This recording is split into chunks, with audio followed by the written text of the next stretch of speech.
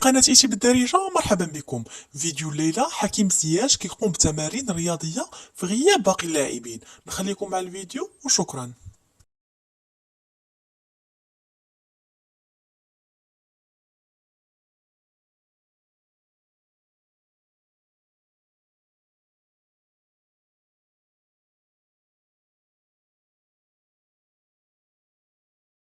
Vale.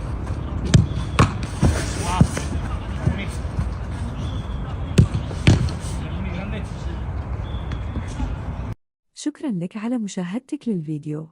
نتمنى أن يكون قد نال إعجابك. نرجو منك الاشتراك في القناة وتفعيل زر الجرس ليصلك كل جديد. كما يمكنك الضغط على زر لايك لدعمنا. نحن نقدر دعمك وتشجيعك وسنواصل تقديم محتوى جديد ومميز. شكرا مرة أخرى.